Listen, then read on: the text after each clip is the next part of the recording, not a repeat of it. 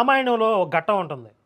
విభీషణుడు రావణాసురుడి చేత తరిమివేయబడి అక్కడి నుంచి బహిష్కరింపబడి రాముడి ఆశ్రయం కోరి శరణ వేడతాడు. అయితే రాముడు పక్కన ఉన్నటువంటి మంత్రులు విభీషణుని నమ్మొద్దు, ఆ రావణాసురుడే విభీషణుని ఒక కోవర్ట్గా పంపించుంటాడు. అయితే అక్కడ రాముడు ఏమంటాడంటే, శరణు అన్నవాడికి అభయం ఇవ్వటం అనేది నా యొక్క వ్రతం. ఒకవేళ నిజంగా విభీషణుడు మనసులో అలాంటి కుంచిత బుద్ధి కలిగి నన్ను శరణు వేడినా కూడా నేను అభయం ఇస్తాను అంటాడు రాముడు. అలాగే ఇంకో రోజు యుద్ధంలో రావణాసురుడు నిరాయుధుడై యుద్ధక్షేత్రంలో పడిపోతే నిరాయుధుడిగా ఉన్నటువంటి శక్తిహీనుడిగా ఉన్నటువంటి నిన్ను ఈ సందర్భంలో సంహరించడం ధర్మం కాదు, కాబట్టి ఇంటికి పోయి శక్తి పుంజుకొని కొత్తగా ఆయుధాలు తీసుకుని మళ్ళీ యుద్ధానికి రా, రేపు అప్పుడు యుద్ధం చేద్దాం అంటాడు. మళ్ళీ అదే యుద్ధనీతి ద్వాపర యుగానికి వచ్చేటప్పటికి మారిపోయింది. శ్రీ మహావిష్ణువు త్రేతాయుగంలో రాముడిగా ఉన్నాడు, ద్వాపర యుగంలో శ్రీకృష్ణుడిగా వచ్చిన తర్వాత అవసరమైతే పెద్ద ధర్మాన్ని నిలబెట్టడానికి